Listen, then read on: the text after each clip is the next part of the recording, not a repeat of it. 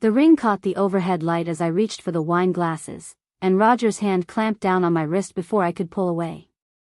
His grip was careful, controlled, the kind that wouldn't leave marks but made his point crystal clear. He leaned in close enough that I could smell the whiskey already on his breath at 3 in the afternoon.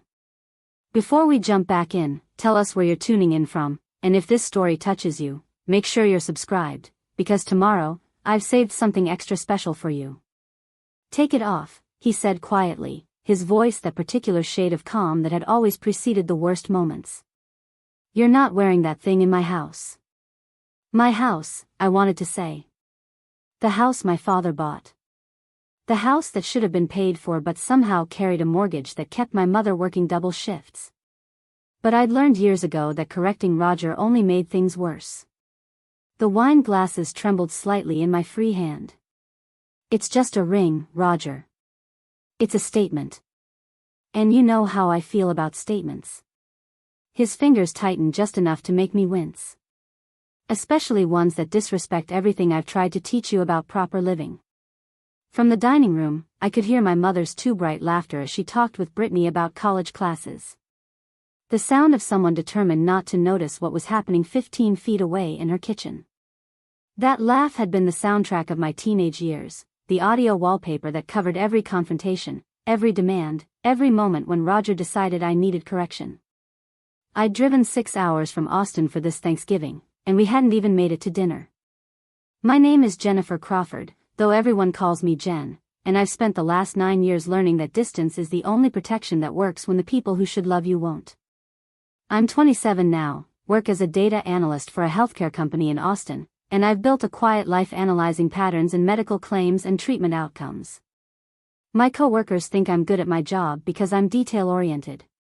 They're not entirely wrong, but they don't know that I learned to track patterns because my survival once depended on predicting Roger's moods, mapping his triggers, documenting evidence that no one wanted to see. I lost my father when I was 9 years old.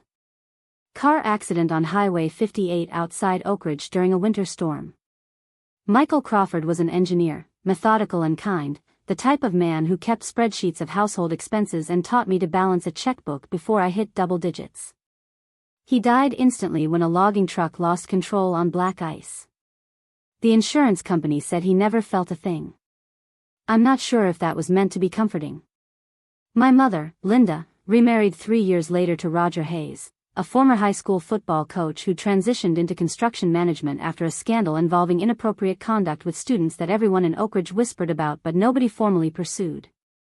He moved into our house on Pine Street with his pickup truck, his collection of vintage football memorabilia, and his absolute certainty that discipline meant dominance and questioning meant disrespect. Roger never hit me when I was young. He was strategic about that, waiting until I was 16 before the shove started, 17 before the grip marks appeared on my arms, 18 before I understood that staying meant accepting his version of reality where everything he did was for my own good and every bruise was somehow my fault. I left the morning after high school graduation with a duffel bag, $800 saved from my job at the grocery store, and a promise to myself that I'd never depend on anyone again. But leaving Oak Ridge didn't mean leaving the obligation. Every holiday, my mother would call with that particular tremor in her voice that meant Roger was listening, and I'd find myself driving back to Oregon, sleeping in my childhood bedroom that had been converted into Brittany's craft room, pretending that everything was fine because that's what we did in the Crawford Hayes household. We pretended. This Thanksgiving was supposed to be different.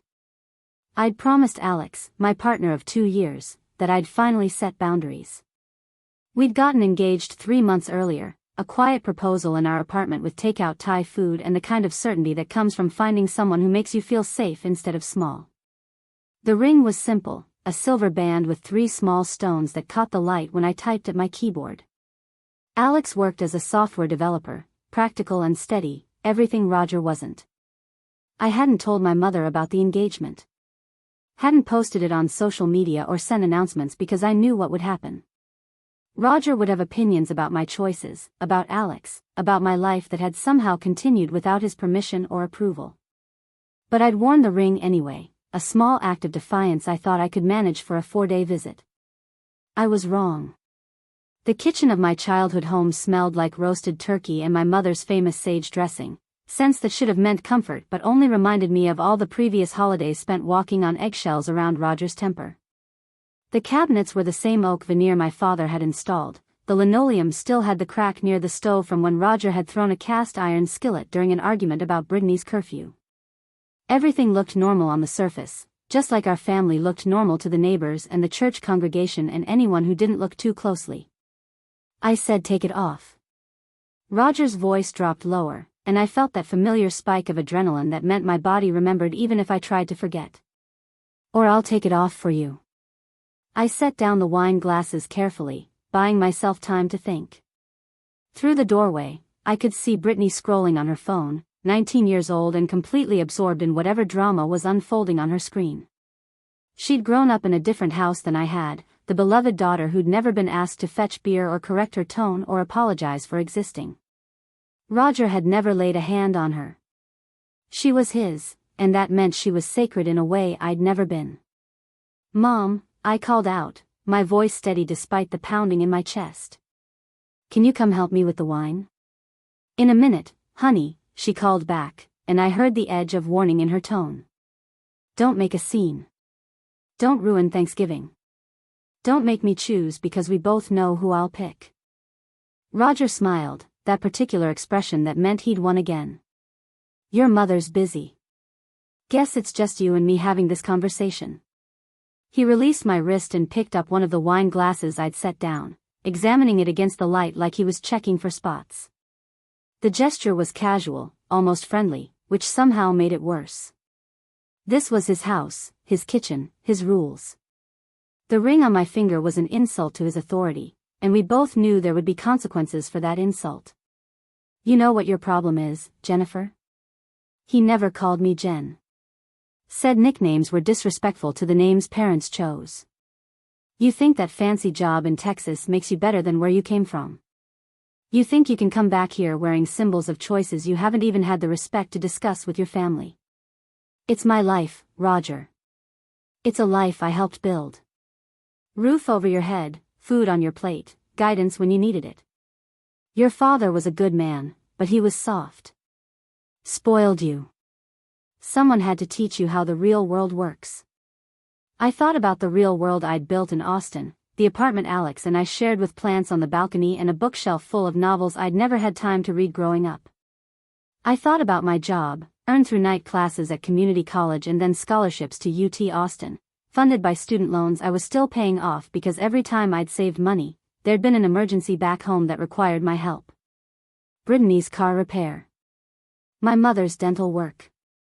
The property taxes on a house that should have been paid off but somehow always needed one more payment. I'd been keeping track. Not in a spreadsheet like my father would have, but in a notebook I kept in my nightstand drawer. Every dollar requested, every guilt trip, every time family helps family meant my bank account got lighter and their problems temporarily disappeared. The total had reached $32,000 over the past 9 years. I'd stopped contributing 6 months ago when Alex helped me see the pattern I'd been too close to recognize. Roger set down the wine glass and crossed his arms, blocking the doorway. "So here's what's going to happen. You're going to take off that ring, put it somewhere safe, and we're going to have a nice family dinner. Tomorrow, you're going to tell me about this person you're planning to tie yourself to, and we're going to have a real conversation about whether this is the kind of choice your father would have wanted you making." My father. He always brought up my father when he wanted to control me, as if Michael Crawford's memory could be weaponized into compliance. But I'd been 9 when Dad died, old enough to remember who he actually was. Patient. Kind. The type of man who let me help with his engineering projects and never once told me I was asking too many questions. Nothing like Roger. "And if I don't?" The words came out before I could stop them. Roger's expression shifted, and I saw the flash of something dangerous cross his face. "Then this is going to be a very unpleasant weekend for everyone. Your mother's been looking forward to this dinner for weeks. Brittany came home from college specifically to see you. Are you really going to ruin Thanksgiving over a piece of jewelry?" That's when I heard it. The sound of a car pulling into the driveway, tires crunching on gravel. Through the kitchen window, I saw a silver sedan I recognized immediately. Aunt Carol's car.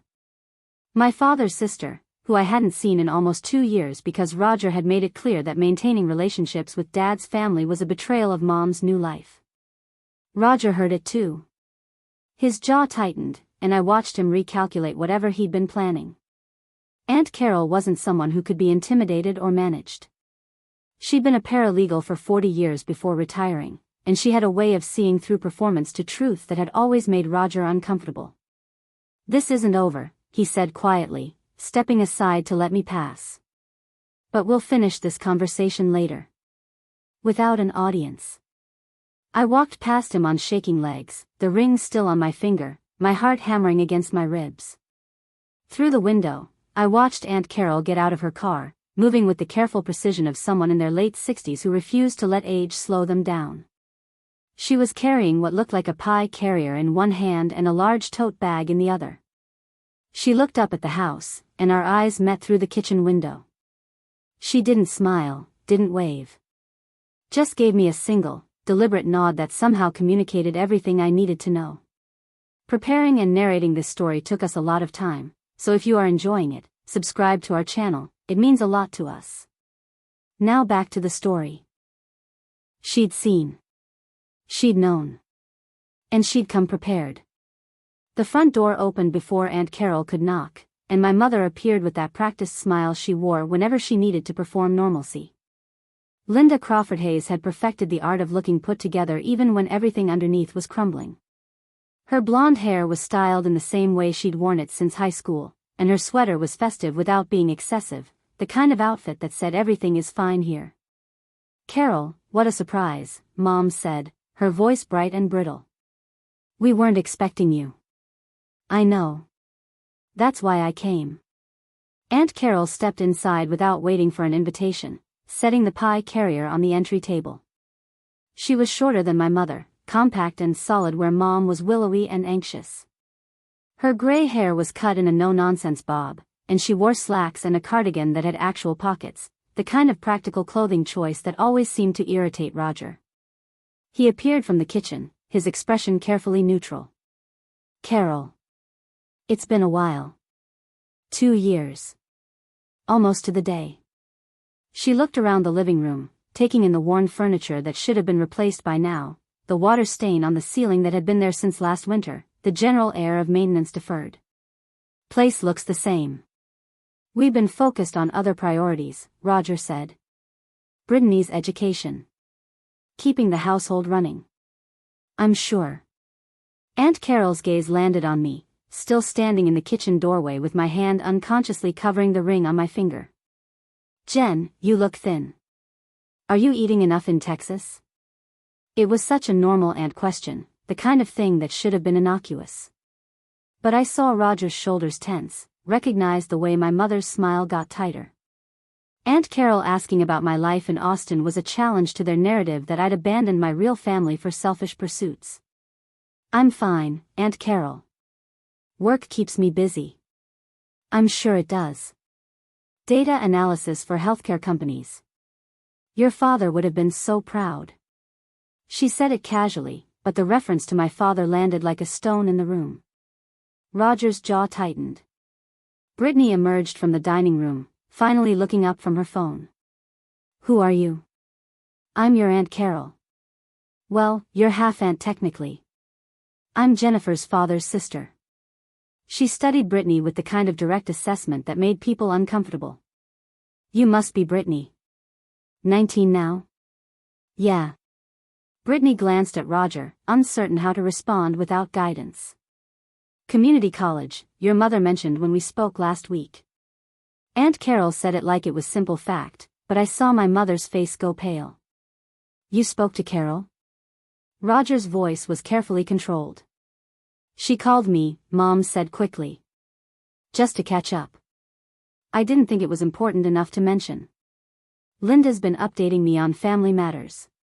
Aunt Carol moved further into the living room, claiming space with the confidence of someone who knew she had every right to be there. "We've been talking quite a bit actually, over the past few months. About Michael's estate. About the house. About various financial irregularities that have been bothering me for quite some time."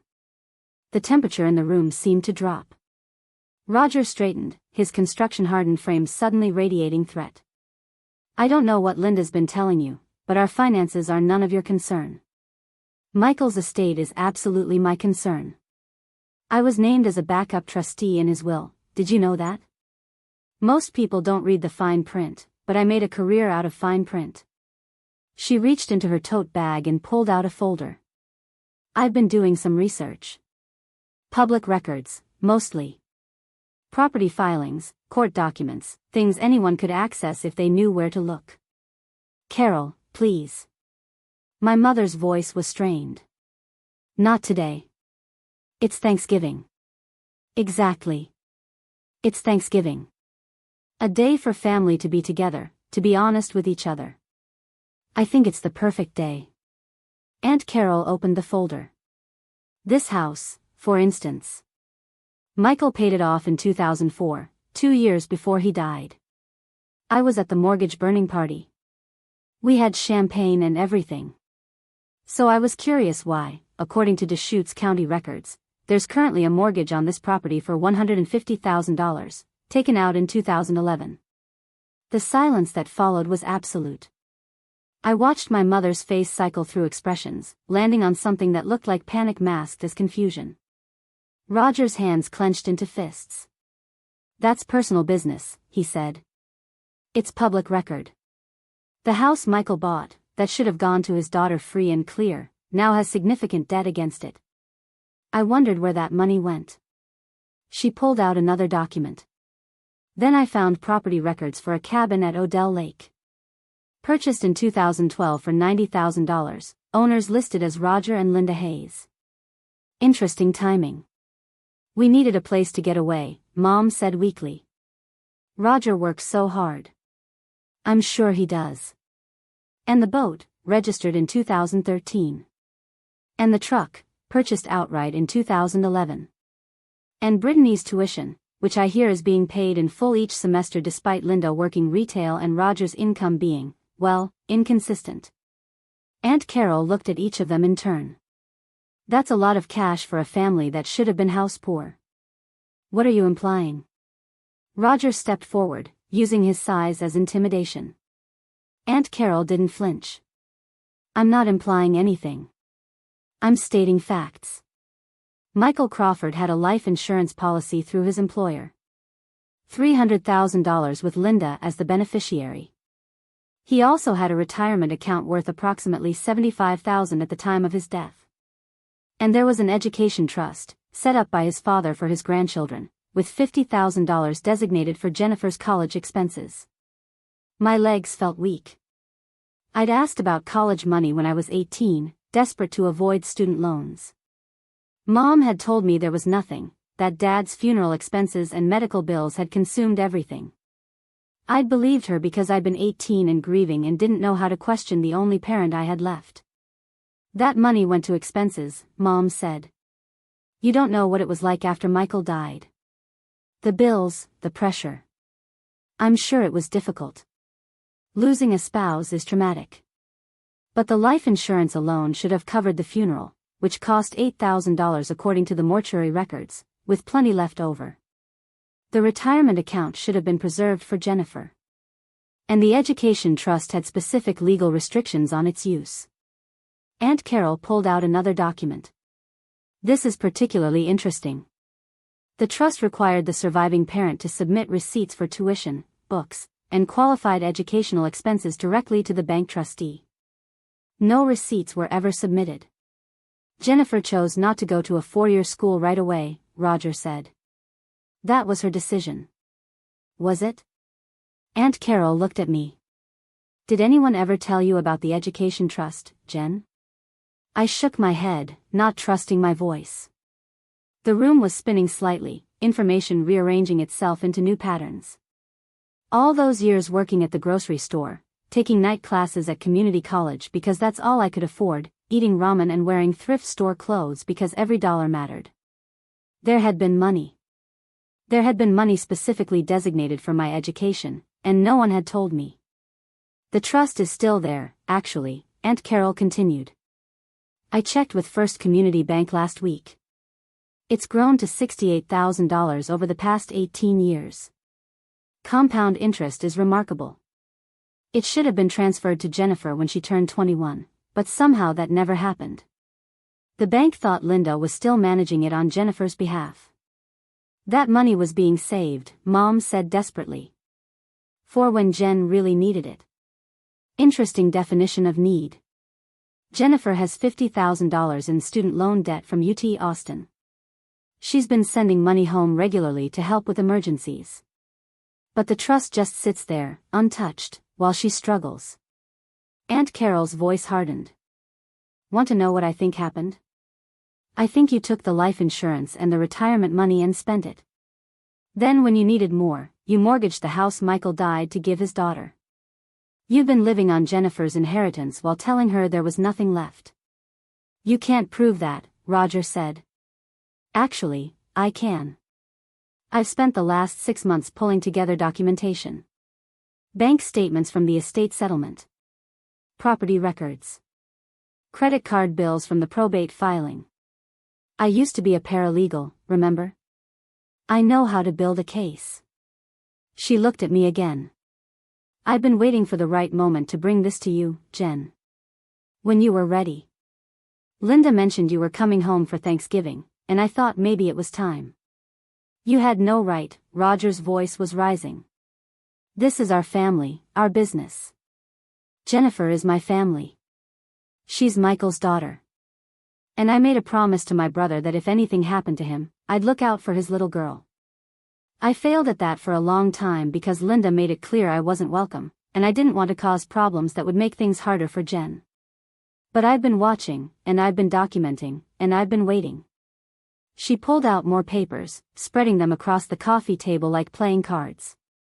Bank statements, property records, photographs of checks. Years of evidence laid out in neat chronological order.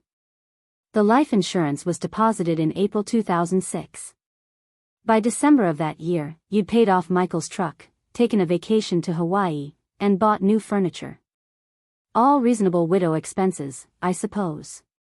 But then in 2009, you married Roger. And suddenly the spending accelerated. By 2011, the insurance money was gone, so you mortgaged the house. That paid for the cabin and the boat and Roger's truck. When that money ran out, you started asking Jennifer for help. Small amounts at first, a few hundred here and there. But it added up.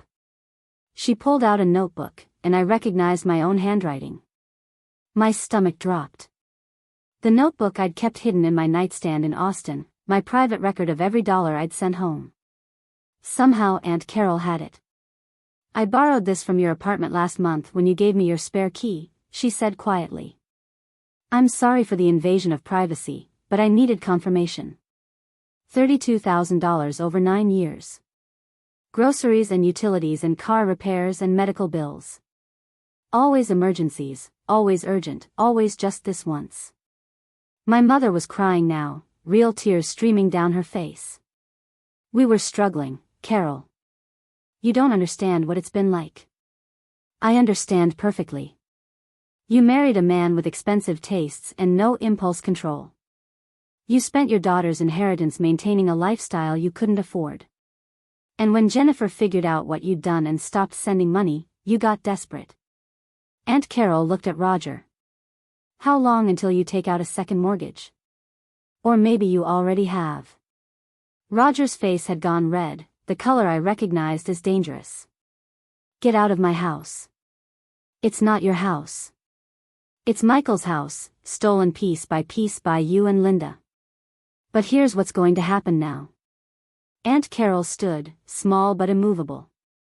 I've already spoken to an attorney in Portland, Benjamin Park. He specializes in estate fraud and breach of fiduciary duty. He's reviewing all of this documentation right now.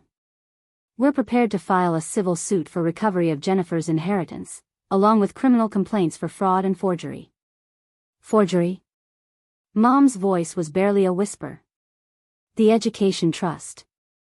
Someone signed Jennifer's name on a document in 2010 authorizing a loan against the trust for emergency medical expenses. Except Jennifer was 18 and away at community college, and the signature doesn't match her handwriting from that period. I have comparison samples. The loan was approved for $20,000, supposedly for Jennifer's medical emergency, but the money went into your personal account. That's fraud, and that's forgery, and that's a felony. I remembered 2010. I'd been healthy, working at the grocery store and taking classes. There had been no medical emergency, no hospital bills. But there had been Roger's back surgery, the one Mom had called crying about, saying insurance wouldn't cover it all. You used my name, I said, the words feeling distant and strange. You forged my signature.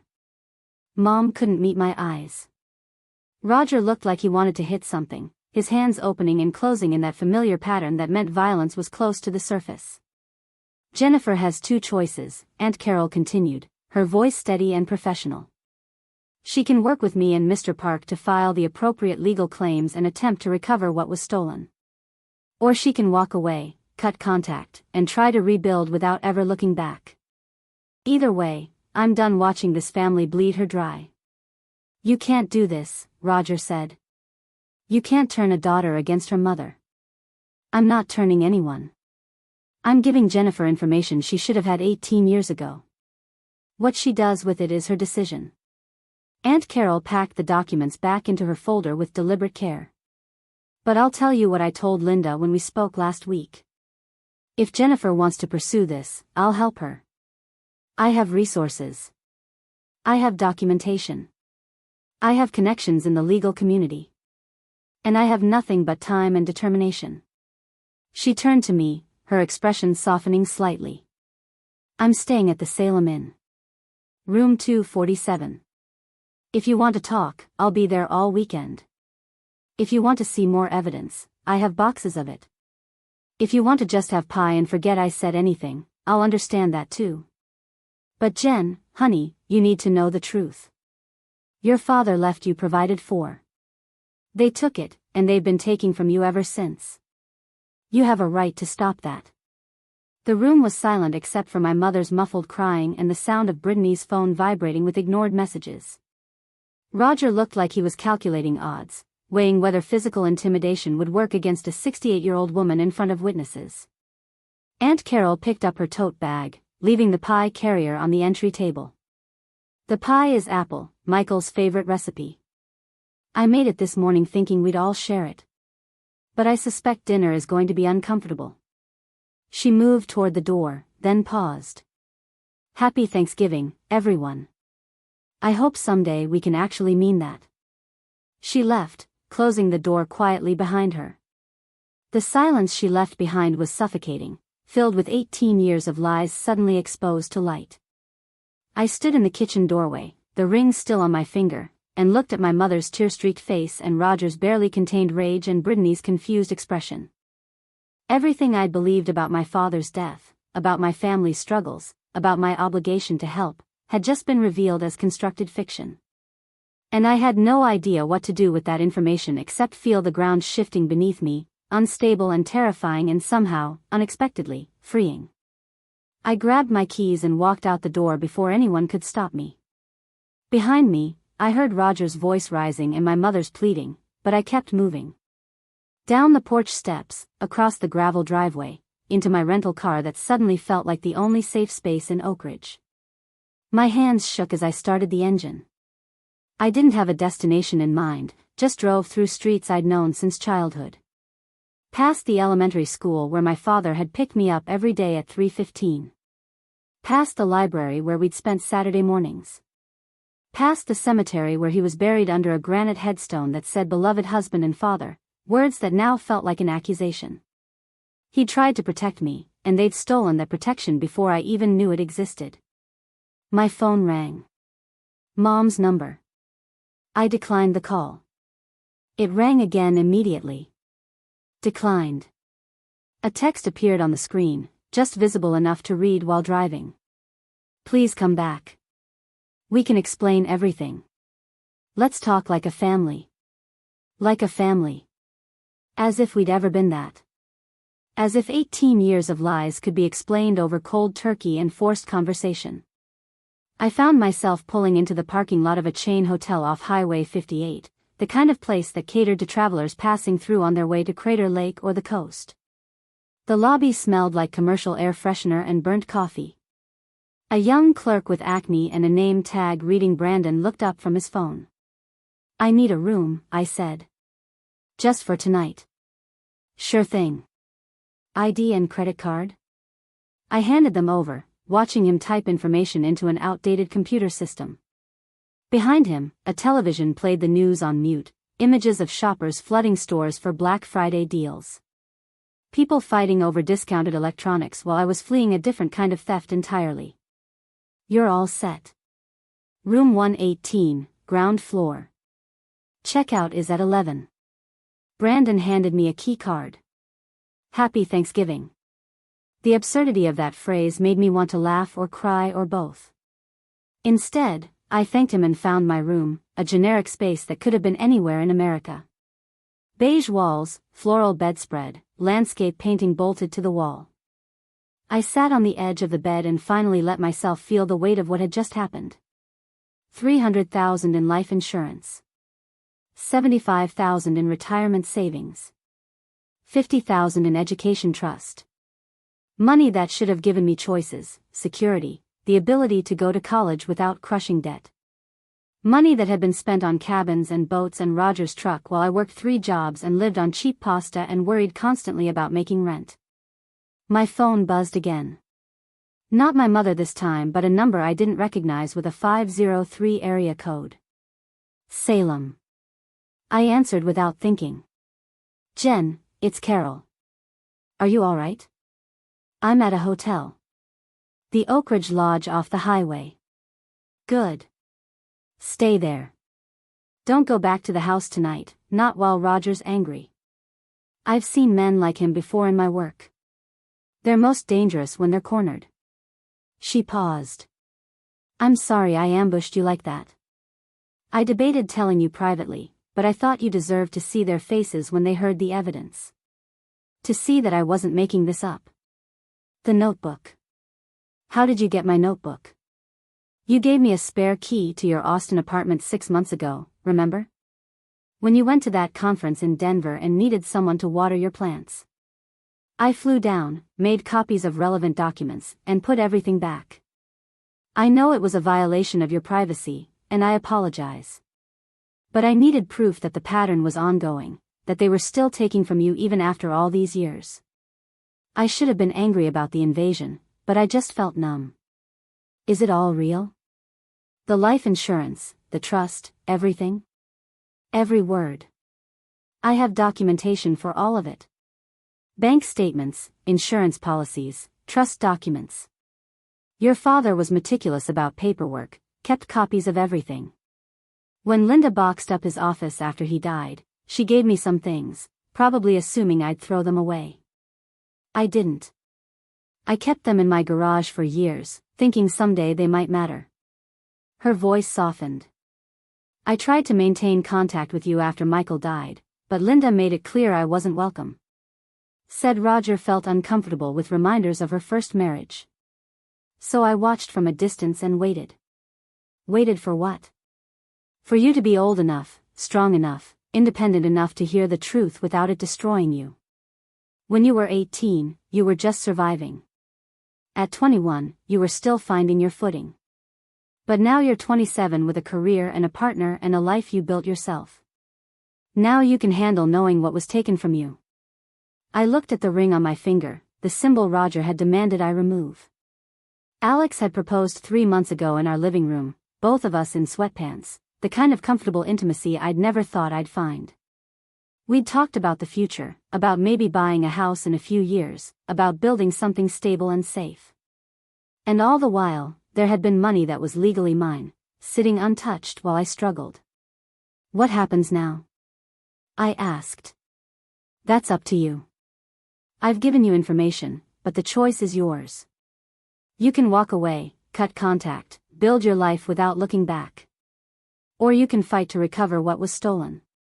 Neither choice is wrong. Both have consequences. If I fight, what does that look like?" We'd start by meeting with Benjamin Park, the attorney I mentioned. He'd review the evidence and advise on the strongest legal approach.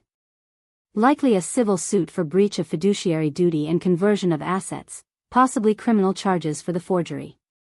We'd demand full accounting of how the estate was spent, seek restitution for the misappropriated funds, and work to transfer the education trust into your name immediately. They don't have the money anymore. Carol, I've seen the house. They're barely keeping it together. No, they're not.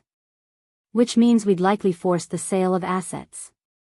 The cabin, the boat, possibly the house itself depending on how much equity is left. It won't recover everything they stole, but it would recover something. More importantly, it would establish legal accountability. They'd have to admit what they did, face consequences for it.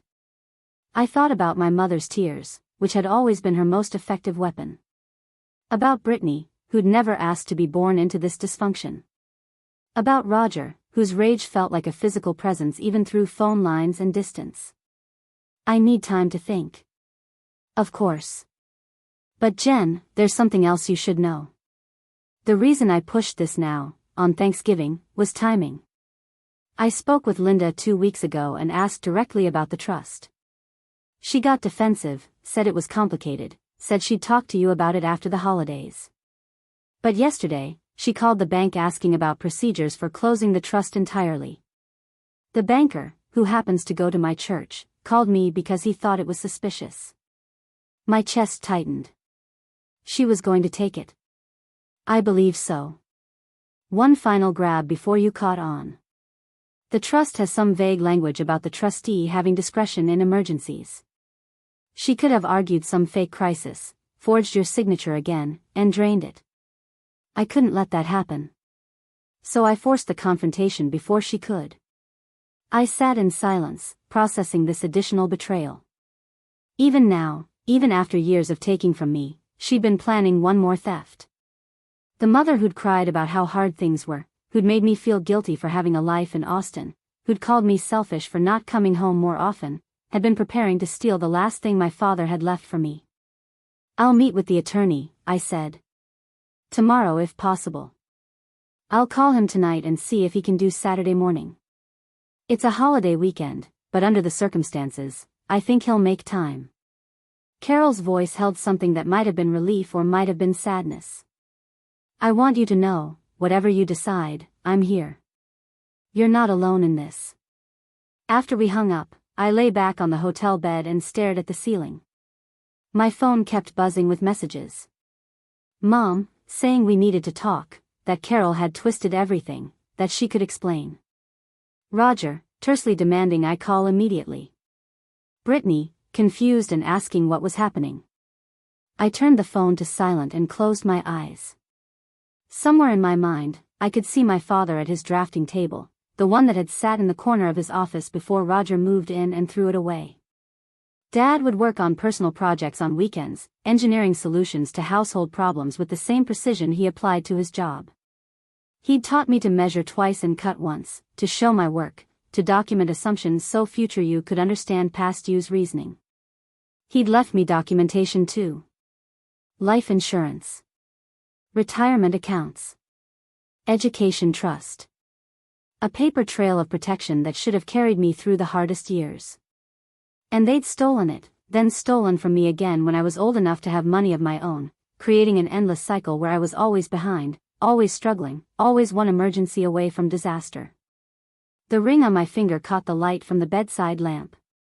I thought about Alex, probably wondering why I hadn't called yet. We'd planned that I'd text when I arrived safely in Oregon, check in before dinner, call before bed. Normal couple things. But there was nothing normal about discovering your entire financial history was built on fraud. I picked up my phone and called Austin.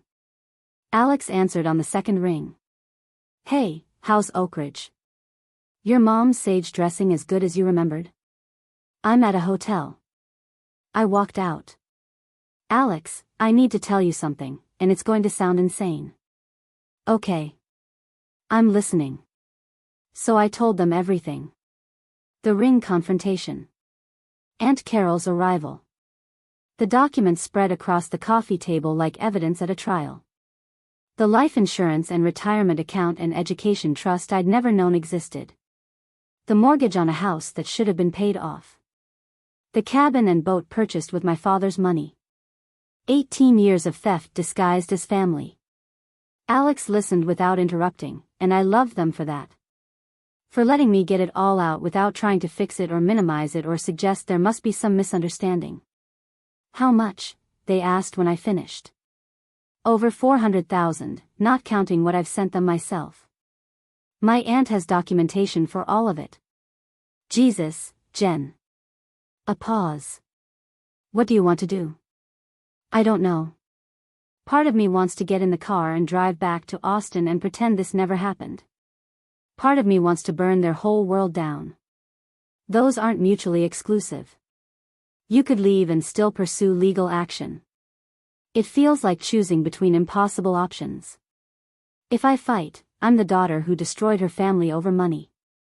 If I walk away, I'm letting them get away with stealing everything my father wanted me to have. You're not destroying anything. They did that themselves when they chose to steal from you. Alex's voice was gentle but firm. I know you, Jen.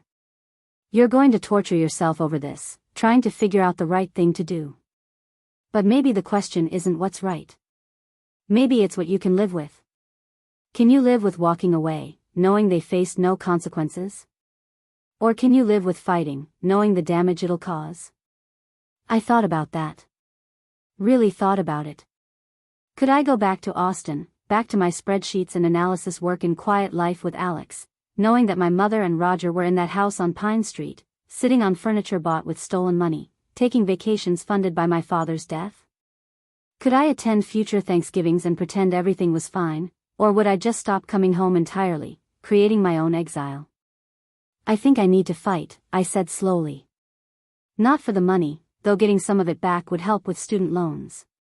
But for the principle. They need to know they can't do this.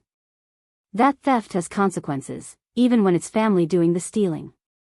Then I support you. Whatever you need, however long it takes. We'll figure it out together. After we said goodnight, I sat in the hotel room and opened my laptop. Started a new document titled Timeline and began typing everything I could remember. Every request for money. Every guilt trip. Every time Mom had called crying about Roger's medical bills or Brittany's expenses or the property taxes. Every transfer I'd made from my checking account to theirs, accompanied by reassurances that this was the last time they'd pay me back. Family helped family. I worked for 3 hours, cross-referencing with my email and bank statements, building a comprehensive record.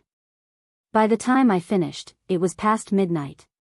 The document was 12 pages long, a detailed accounting of my own exploitation. I saved it, backed it up to cloud storage, and emailed a copy to Aunt Carol. Then I pulled out the notebook where I kept important documents when traveling. Found the business card Alex's therapist had given me 6 months ago when I'd mentioned family stress. Dr. Monica Whitfield, licensed clinical psychologist, specializing in family systems and trauma. I'd never called, convincing myself I was fine, that I didn't need therapy for something as ordinary as complicated family dynamics. But this wasn't ordinary. This was systematic abuse disguised as need, theft disguised as family obligation. And I was going to need help processing it. I set an alarm for 8 in the morning and tried to sleep. My dreams were fragmented and anxious, full of my father's face and spreadsheets that wouldn't balance and Roger's voice saying take it off on endless loop. I woke at 6:30, gave up on more sleep, and went to find coffee. The hotel lobby was empty except for Brandon from the night before, now looking exhausted at the end of his shift. The coffee was terrible but strong. I took it back to my room and waited for morning, for Aunt Carol's call, for whatever came next. My phone showed 17 missed calls and 32 text messages. I didn't read them. Instead, I texted Alex that I was okay, texted Aunt Carol that I'd sent the timeline, and waited. At 8:15, my phone rang. Carol, confirming that Ben Park would meet us at his Portland office at 1 o'clock.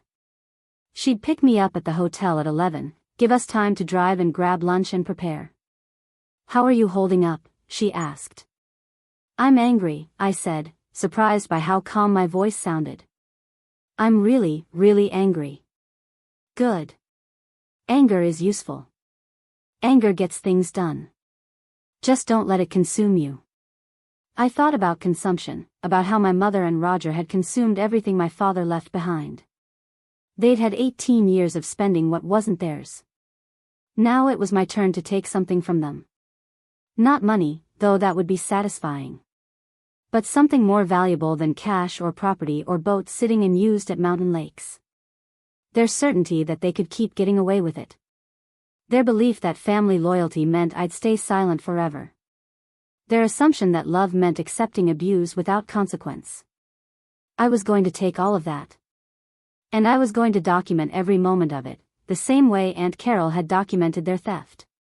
Because if there was one thing I'd learned from my father, it was this: show your work, keep your records, and never assume the future won't need to understand what the past has done. Benjamin Park's office occupied the third floor of a renovated building in Portland's Pearl District, the kind of space that balanced professional credibility with Northwest informality. Exposed brick walls, modern furniture, and a view of the Willamette River that probably added 30% to the rent. A receptionist who introduced herself as Kim offered us coffee and directed us to a conference room where Ben was already waiting. He was younger than I expected, maybe early 40s, with dark hair going silver at the temples and wire-rimmed glasses that gave him a professorial air. He stood when we entered, shaking hands with Aunt Carol first, then me. Miss Crawford, thank you for coming on such short notice. I know this holiday weekend wasn't the timing anyone would choose for this kind of meeting. His voice was measured, careful, the tone of someone accustomed to delivering difficult information. Carol has briefed me on the situation, but I'd like to hear directly from you what happened yesterday and what you're hoping to achieve. I sat across from him, Aunt Carol beside me for support, and recounted the Thanksgiving confrontation. The ring. Roger's demand. Carol's arrival with her folder of evidence. The revelation about the life insurance and retirement account and education trust I'd never known existed. Ben took notes on a legal pad, occasionally asking clarifying questions about dates or amounts or specific conversations. When I finished, he set down his pen and leaned back in his chair. I've reviewed the documentation Carol provided. The case is strong, particularly regarding the education trust. Forging your signature on the loan application is unambiguous fraud. The misappropriation of your father's life insurance and retirement accounts is more complicated because your mother was the legal beneficiary, but we can argue breach of fiduciary duty since you were a minor dependent at the time. What does that mean in practical terms? I asked. It means we have multiple legal avenues. Criminal charges for the forgery, which would be prosecuted by the state. Civil action for recovery of assets, which you would bring directly. We could also explore claims of financial elder abuse for how they've systematically extracted money from you as an adult, though that's a newer legal theory in Oregon and less certain. How long would this take? Depends on whether they contest. If they accept a settlement, we could resolve the civil matters in a few months. If they fight, we're looking at a year or more of litigation. The criminal case would proceed on its own timeline regardless. He paused. I need to be direct with you, Jennifer. This will be expensive, emotionally exhausting, and there's no guarantee of full recovery. Your mother and stepfather appear to be what we call judgment-proof in many respects. They've already spent most of the money. Even if we win, collection might involve forcing the sale of the house and seizing assets that won't come close to the total amount stolen. So you're saying I might win the case but lose money overall on legal fees? Not necessarily. I work on contingency for cases like this, meaning I take a percentage of whatever we recover rather than charging hourly. If we recover nothing, you owe nothing except filing fees and court costs, which are relatively minimal. But the emotional cost is different. You'll be fighting your family publicly. There will be depositions where they'll likely say terrible things about you. Court appearances. Possible media attention if the local press picks up on a family estate fraud case. You need to decide if you can handle that. I looked at Aunt Carol, who squeezed my hand but said nothing. This was my decision to make. What would happen if I just took control of the trust and walked away from the rest? We'd file paperwork removing your mother as trustee and transferring full control to you. Given the forged loan documents, the bank would likely cooperate without requiring a court order. You'd get the $68,000 currently in the trust. But everything else, the life insurance money they spent, the equity they drained from your father's house, the retirement account they cashed out, that would all go unaddressed. They'd face no consequences for the theft or the years of financial manipulation. And they'd know they got away with it, I said quietly. Yes. They would. Ben folded his hands on the table. I've handled dozens of family estate cases. The ones who choose to walk away aren't wrong to do so. Sometimes the cost of fighting exceeds the value of winning. But I'll tell you what I've observed, for whatever it's worth. The clients who walk away without pursuing accountability often struggle with that decision for years. They wonder what would have happened if they'd fought. They feel guilty for letting the perpetrators avoid consequences.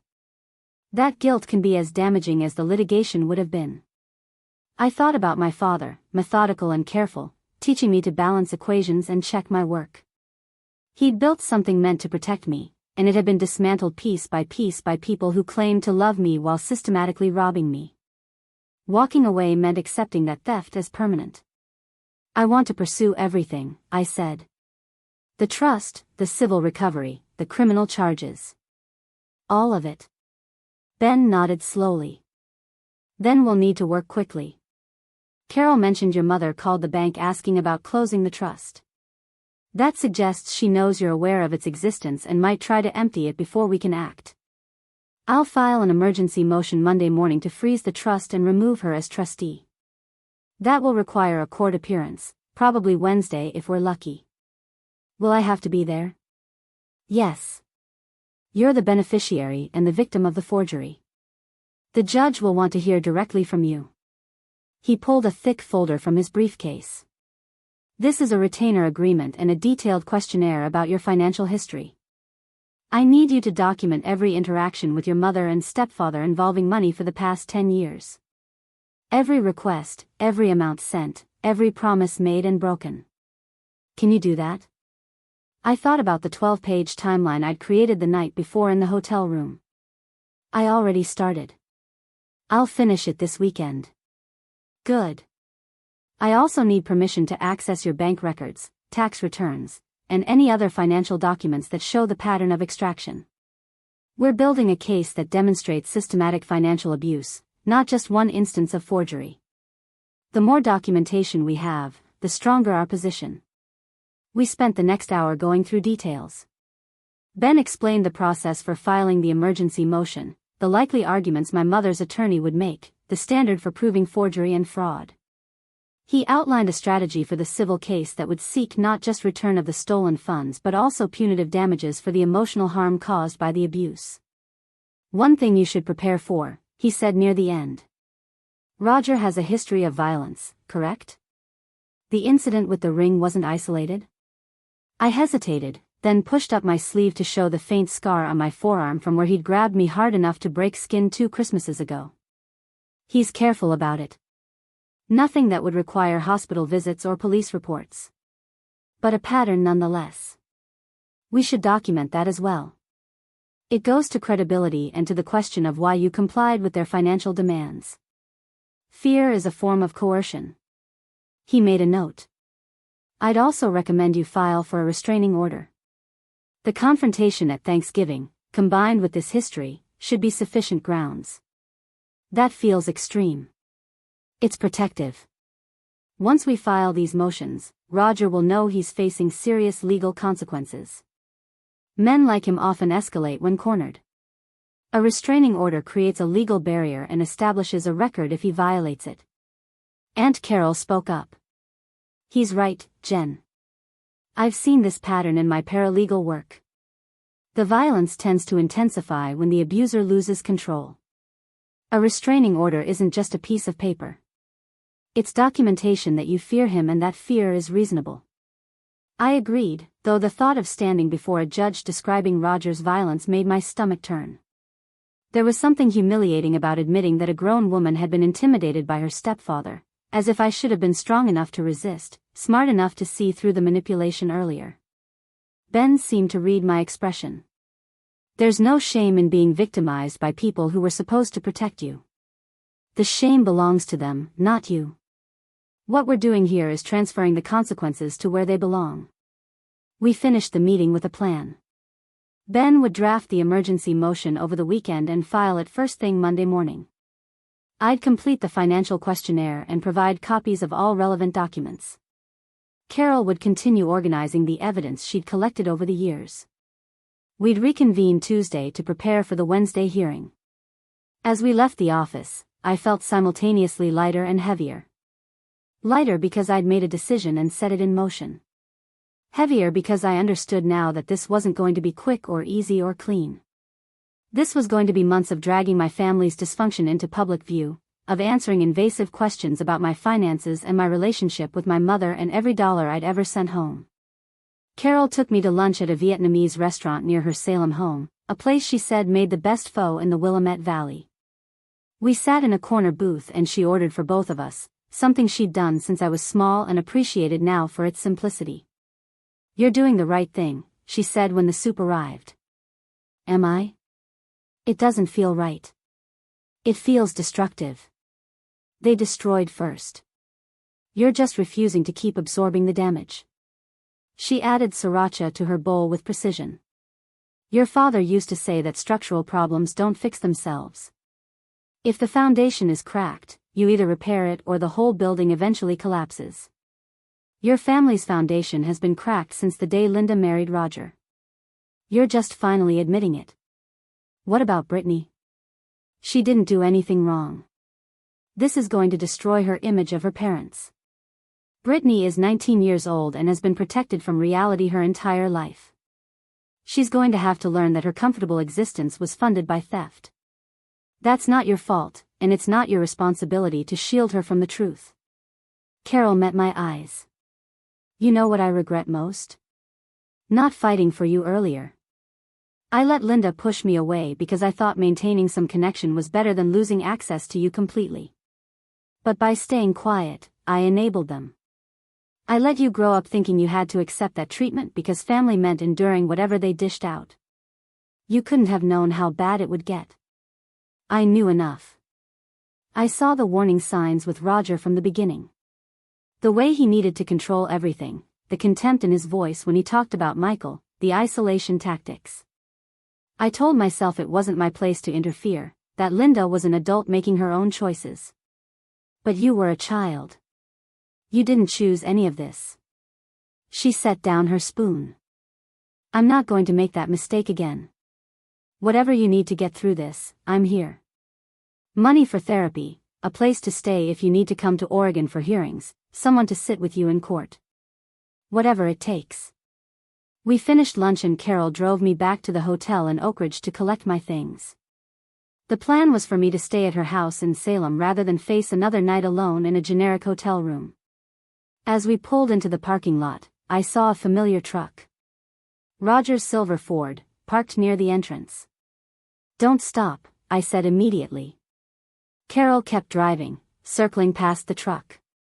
Roger was sitting in the driver's seat, watching the hotel entrance. Waiting. "How did he know you were here?" "Small town. Someone probably saw me check in." I felt my heart racing, that familiar spike of adrenaline that came from proximity to Roger's anger. "He's going to follow us if we try to get my things." Carol pulled out her phone and dialed. "Kim. It's Carol Brennan. I need to speak with Ben Park." "Yes, it's urgent." She put the call on speaker. Ben answered a moment later, sounding concerned. "Carol, what's wrong?" "Roger Hayes is outside Jennifer's hotel, apparently waiting for her. We need that restraining order now, not next week." "Where are you currently?"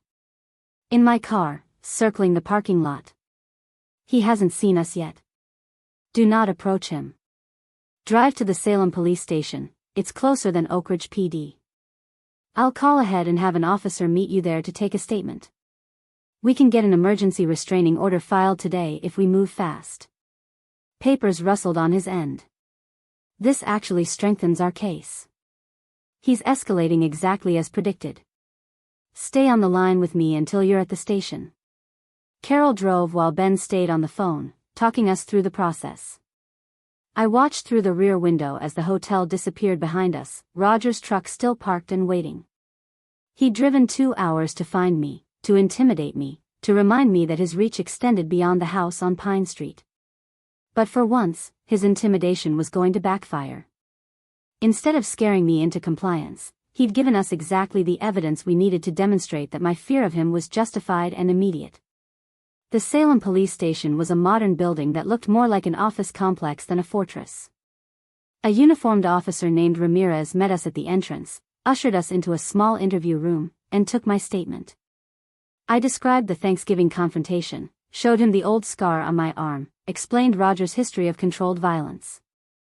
I told him about the truck outside the hotel, the stalking behavior, the pattern of intimidation that had defined my relationship with my stepfather since I was 12 years old. Officer Ramirez took notes without judgment, his expression professionally neutral. When I finished, he set down his pen and looked directly at me. Ms. Crawford, I want you to understand something. What you're describing is domestic violence. It doesn't stop being abuse just because he's your stepfather instead of your partner. The stalking behavior today is particularly concerning because it shows determination and planning. I know. That's why I'm here. Good. A lot of victims minimize this kind of thing, especially when it's family. They tell themselves it's not that bad or that seeking help is an overreaction. He pulled out a form. I'm going to help you file for an Emergency Family Abuse Prevention Act restraining order. Given what you've told me and the active stalking behavior, a judge will likely grant it. That means Roger can't come within a certain distance of you, can't contact you directly or through third parties, and if he violates it, he'll be arrested immediately. The paperwork took an hour. Detailed descriptions of incidents, dates, witnesses when applicable. By the time we finished, it was after 5 and the courthouse was closed, but Ramirez assured me the on-call judge would review the application that evening and could grant an emergency order over the phone. Where are you staying tonight? He asked as we wrapped up. With me in Salem, Carol answered. Different city, different address than what Roger knows. Good. I'd recommend keeping your location private for now. Once the restraining order is served, he'll likely be angry. Give it a few days to settle before resuming any kind of normal routine. He handed me his card. Call if he makes any attempt to contact you or if you see him anywhere. Violations of restraining orders are taken seriously in Oregon. We left the station as twilight settled over Salem. Carol drove us to her house, a Victorian she'd lived in for 30 years, painted sage green with white trim and a garden that showed evidence of patient care. Inside, everything was neat without being sterile, comfortable without being cluttered. The kind of home that felt like someone actually lived there rather than just stored belongings. Guest room is upstairs, second door on the left, Carol said. Fresh towels in the bathroom, extra blankets in the closet. Make yourself comfortable. I'm going to heat up some leftover soup for dinner. I carried my overnight bag upstairs and found the guest room decorated in soft blues and creams. A full bookshelf, a reading chair by the window, family photos on the dresser.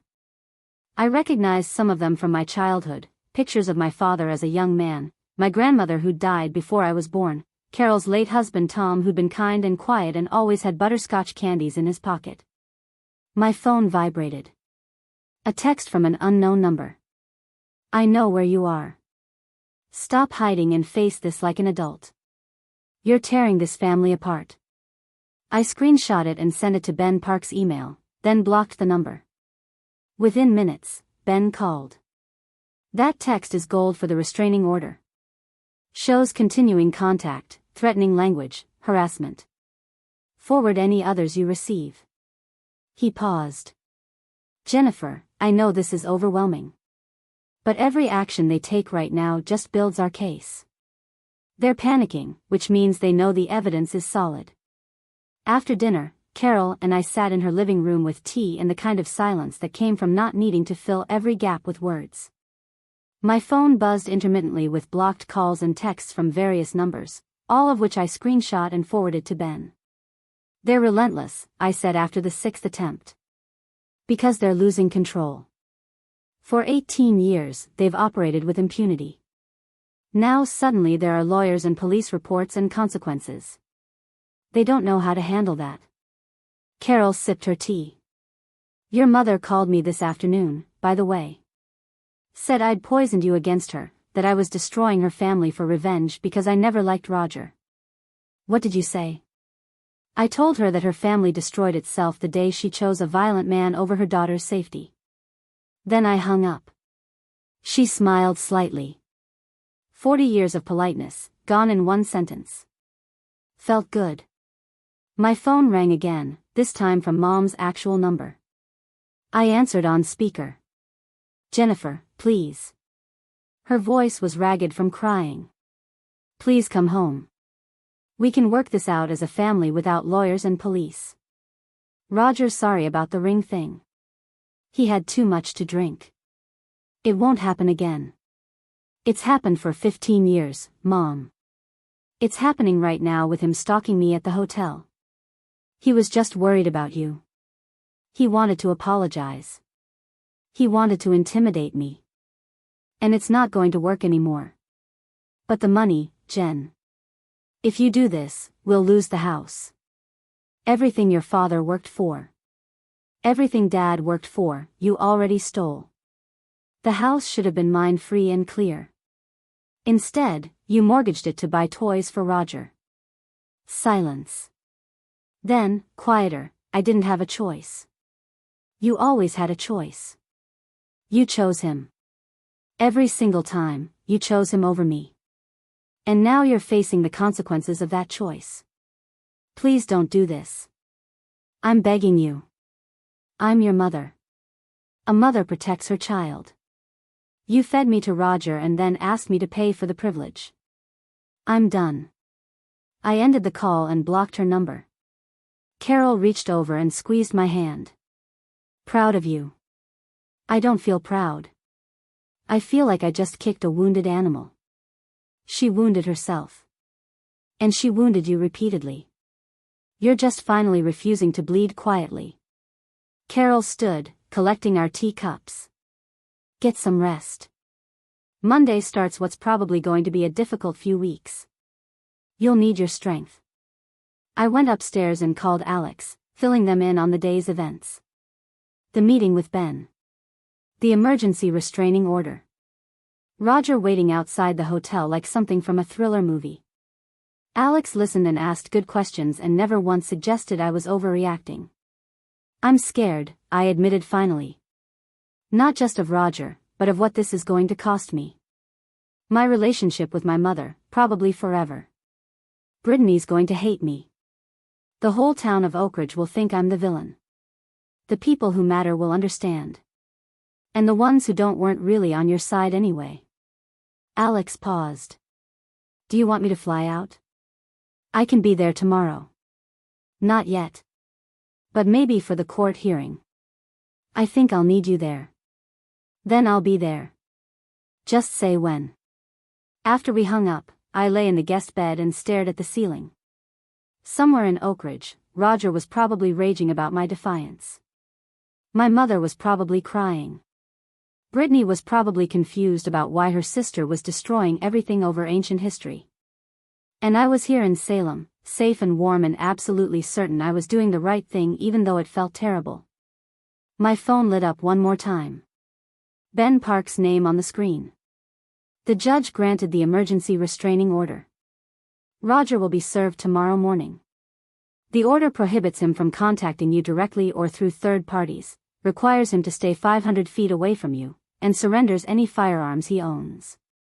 It's effective for 1 year pending a full hearing. He sounded satisfied. He's officially out of moves that don't involve a jail cell. You're protected now, at least legally. Protected. Such a strange word for what I felt, which was exposed and vulnerable and scared. But also something else. Something that felt almost like hope. The Wednesday hearing took place in a Multnomah County courtroom that smelled like old wood and anxiety. I sat at a table with Ben Park, Aunt Carol behind us in the gallery, and Alex beside her having flown in that morning. Across the aisle, my mother sat with a court-appointed attorney, a tired-looking man named Feldman who'd taken the case yesterday when Mom couldn't afford private counsel. Roger wasn't there, barred from the courthouse by the restraining order that had been served Sunday morning. Judge Patricia Hernandez entered, a woman in her 50s with silver streaking through black hair and an expression that suggested she'd heard every excuse and manipulation tactic the legal system had to offer. We stood while she settled at the bench, then sat at her gesture. "This is an emergency hearing regarding the Michael Crawford Education Trust," she began, reading from the file. "Mr. Park, you filed on behalf of the beneficiary. Please proceed." Ben stood, buttoning his suit jacket with practiced precision. "Your Honor, my client Jennifer Crawford is the sole beneficiary of an education trust established by her paternal grandfather in 1995. The trust was designed to fund her college education, with her mother Linda Hayes serving as trustee after Jennifer's father passed away in 2006. We're here because Ms. Hayes has violated her fiduciary duties repeatedly and engaged in fraud to access trust funds." He walked the judge through the evidence methodically. The trust documents showing its purpose and restrictions. The forged loan application from 2010 with my supposedly authorizing $20,000 for medical expenses I never had. Comparison handwriting samples proving the signature wasn't mine. Bank records showing the money went to Linda and Roger's personal account 2 days before Roger's back surgery. Judge Hernandez studied the documents, her expression neutral but focused. "Ms. Hayes, do you contest that this signature was forged?" My mother's attorney stood. "Your Honor, Mrs. Hayes acted in what she believed was her daughter's best interest during a difficult financial time. The formalities of the paperwork may not have been perfect, but her intentions were pure." "That's not what I asked. Is this Jennifer Crawford's signature or isn't it?" Feldman conferred quietly with my mother, who was crying silently. Mrs. Hayes acknowledges the signature may not be accurate, but maintains she had verbal permission from her daughter. "I was 18 and away at college," I said before Ben could stop me. "I never gave permission for any loan. I didn't even know the trust existed." The judge looked at me directly. "Ms. Crawford, when did you first learn about this trust?" "Last Thursday. Thanksgiving Day. My aunt showed me the documents." "And prior to that, your mother never mentioned it?" "No, Your Honor. When I asked about college money at 18, she told me there was nothing. I took out student loans believing I had no other option." Judge Hernandez made a note, then turned back to Feldman. "Counsel, your client forged her daughter's signature to obtain $20,000 from a trust she was legally obligated to preserve. That's not a formality issue. That's fraud. Do you have any defense beyond good intentions?" "Your Honor, Mrs. Hayes was recently widowed, raising a child alone, facing financial hardship. The trust seemed inaccessible through proper channels, and she needed funds urgently for medical care. Medical care for her second husband, funded with money designated for her daughter's education. While telling that daughter no money existed." The judge's voice was sharp. "Mr. Park, what remedy are you seeking?" "Immediate removal of Linda Hayes as trustee and transfer of full control to Jennifer Crawford. We're also seeking a full accounting of all trust transactions and notification to law enforcement regarding the forgery." "Mrs. Hayes, do you contest the removal as trustee?" My mother whispered something to Feldman, who shook his head. She whispered more urgently. Finally, he stood. "My client requests the opportunity to make amends. She's willing to repay the $20,000 over time if she can remain involved in the trust." "She's had 18 years to make amends," Ben said quietly. Instead, she attempted to close the trust entirely 2 weeks ago when she realized Jennifer had discovered its existence.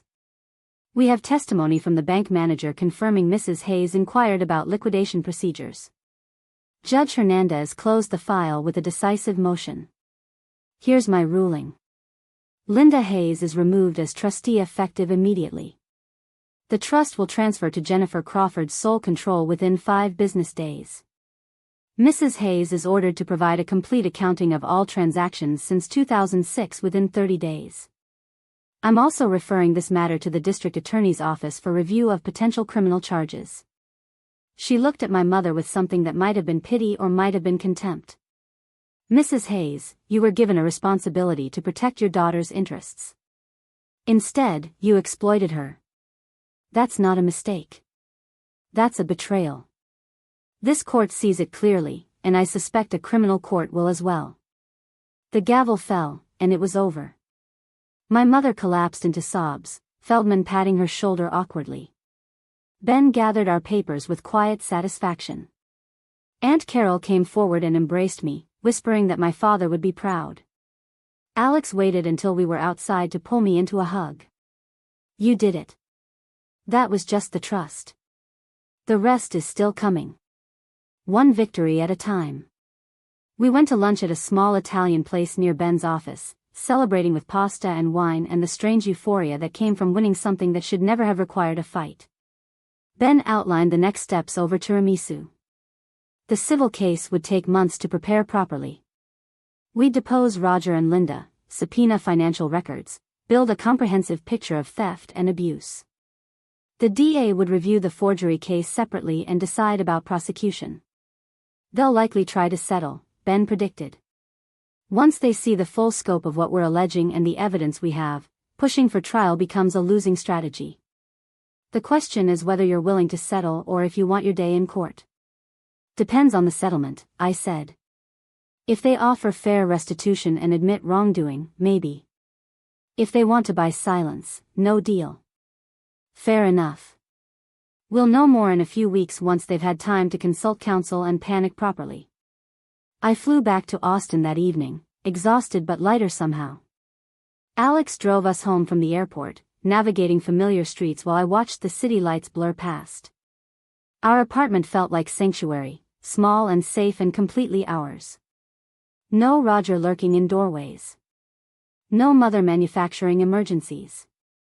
Just us and the life we'd built together.